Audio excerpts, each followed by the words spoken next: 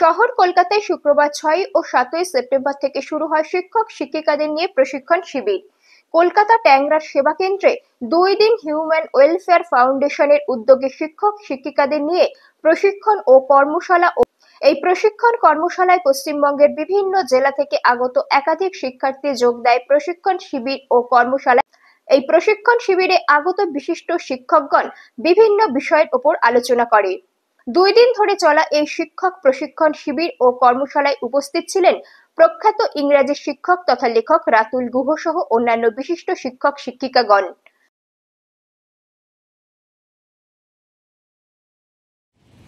Socio educational group है और ये बंगाल के पूरे एजुकेशनिस्ट को बुला के टीचर्स को बुला के एक 2 दिन का टीचर्स ट्रेनिंग वर्कशॉप कर रहा है।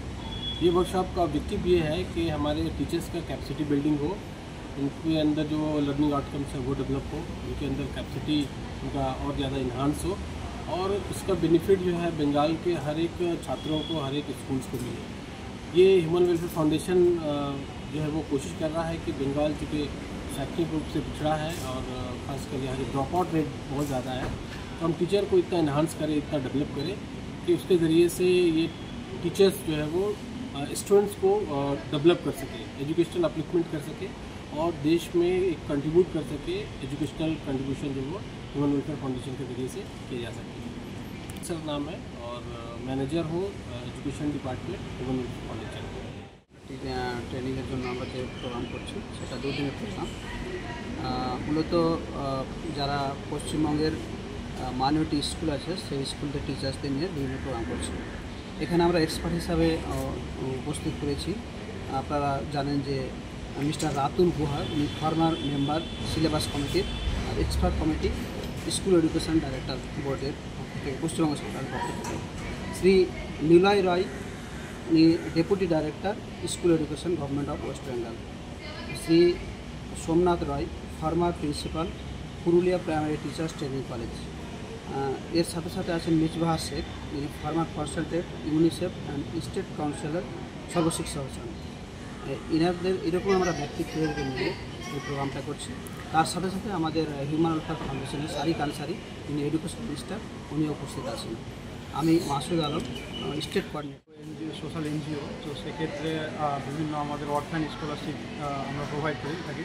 আমাদের ওয়েস্ট বেঙ্গলে 450 জন প্রায় অর্থায়ন যারা স্টুডেন্ট আছে তাদেরকে পড়াশোনা এবং তাদের হেল্পের জন্য অর্থায়ন স্কলারশিপ ডিস্ট্রিবিউট করা হয়। তার সাথে সাথে ইউজিপিজি স্কলারশিপ প্রোভাইড করা হয় প্রতি বছর যারা পড়াশোনা করে। তার সাথে সাথে আমরা আমাদের বিভিন্ন স্কুল আছে, স্কুলের ক্যাপাসিটি বিল্ডিং, স্কুল ম্যানেজমেন্ট, এই সমস্তর উপরে কাজ করে থাকি আমরা।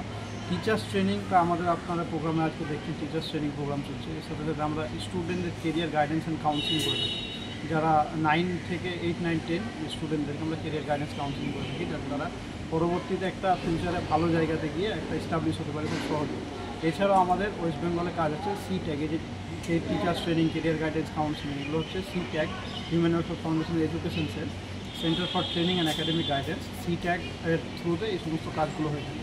CTAG এর থ্রুতে আমরা ওয়েস্ট বেঙ্গলে WBCS কোচিং সেন্টার চালাই রেসিডেন্সিয়াল মোডে, সেটা আপনার গোপালপুর হাউস এয়ারপোর্টের পাশে রয়েছে। 20টি ক্যাপাসিটি আমাদের সিট ক্যাপাসিটি।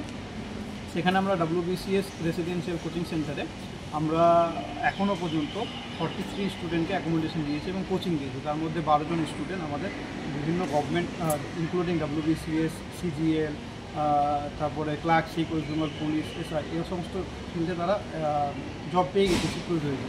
এছাড়াও তারা আমাদের মধ্যে 19 জন স্টুডেন্ট যারা আছে তারা WBCS প্রিলিমিনারি কোয়ালিফাই করেছে। কিছুদিন আগে মেন্স এক্সাম হলো, মেন্স দিচ্ছে। আমাদের প্রতি বছর WBCS-এর নতুন ব্যাচ শুরু হয়। এছাড়াও সাথে সাথে আমরা চাঁচল, আমাদের মালদায় রয়েছে, চাঁচলে আমাদের ISTC skill development training centre রয়েছে। সেখানে আমরা WBCS টাইপের একটা কম্পিটিটিভ সেন্টার আমরা ওপেন করছি।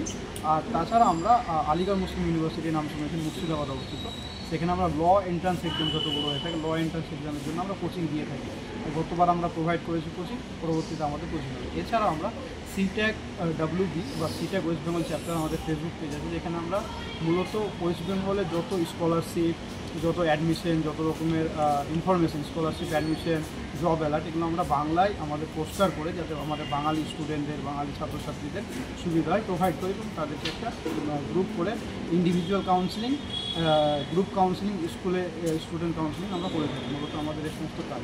তাই ফারুক আহমদ, কোঅর্ডিনেটর, সিটেক ওয়েস্ট। গেলেই আমাদের মনে কিছুটা একটা দ্বিধা থাকে, দ্বন্দ্ব থাকে, ডাউট থাকে, কারণ আমরা তো চারপাশে সবসময় এই ফরেন ল্যাঙ্গুয়েজ বা সেকেন্ড ল্যাঙ্গুয়েজটা বলে উঠছে এরকমটা হয় না, আমরা আমাদের পরিবেশে পাই না। তাই যত বেশি করে তাদেরকে এক্সপোজার দেওয়া যাবে।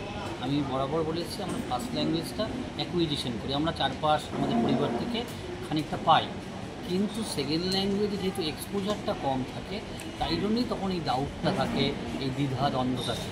আমরা ক্লাসরুমগুলোতে যত বেশি তাদেরকে ইংলিশ, তাদেরকে এক্সপোজার দেবো, তাদেরকে বেশি গল্প শোনাবো, কবিতা শোনাবো, তাদেরকে নাটক শোনাবো, পড়তে দেবো, তাদেরকে বলতে দেবো। এবং আরেকটা জিনিস মনে রাখতে হবে, আমরা টিচার হিসাবে স্টুডেন্টদেরকে বেশি অ্যাক্টিভ রাখবো, আমরা তাদের কিন্তু সাপোর্টিভ মেকানিজমে থাকবো।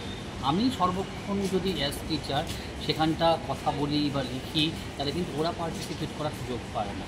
আমরা যত বেশি করে তাদেরকে ইনভলভ করব, এক্সপোজার দেব এবং তাদেরকে বিভিন্ন টাস্কের মাধ্যমে দেখে নেব যে তারা সেই আউটকামটা অ্যাচিভ করতে পেরেছে কিনা, এবং ভীষণ এমপ্যাথেটিক ম্যানারে, ভীষণ বকাবকির মাধ্যমে নয়, তাদেরকে এমপ্যাথেটিক ম্যানারে, সাপোর্টিভ মেকানিজমে, তত কিন্তু এদের ব্যাপারটা যত বেশি এক্সপোজার দেবে। আপনার ক্ষেত্রে মনে রাখতে হবে, অনেক আমাদের তাদের প্রতি বন্ধুত্বমূলক আচরণ করতে হবে, তাদেরকে শেখার সুযোগ দিতে হবে এবং তারা যে ছোটো ছোটো ভুলগুলো করবে সেই ভুল থেকে আবার পরের শেখার সোপানটা দেবো। এমপ্যাথেটিক হতে হবে, এক্সপোজার দিতে হবে, ফ্রেন্ডলি ম্যানারে তাদেরকে আমরা নির্দিষ্ট এক্সপেক্টেড লার্নিং আউটকামে পৌঁছে দিতে। বাগান থেকে এসেছি। আচ্ছা, এখানে ট্রেনিংয়ে কেমন লাগলো বা কী বুঝতে চাইছেন? ট্রেনিং তো খুব ভালোই এসেছে, অনেক বড় বড় ব্যক্তিত্বরা এসেছে, রাতুল স্যার এসেছে, যিনি রাজ্য সরকারের একটা বিশেষ পদে রয়েছে, সিলেবাস তৈরির পদে। খুবই ভালো লেগেছে, অনেক কিছু শিখতে পেরেছি। তমালি ব্যানার্জি। ব্যুরো রিপোর্ট, জি লাইভ নিউজ।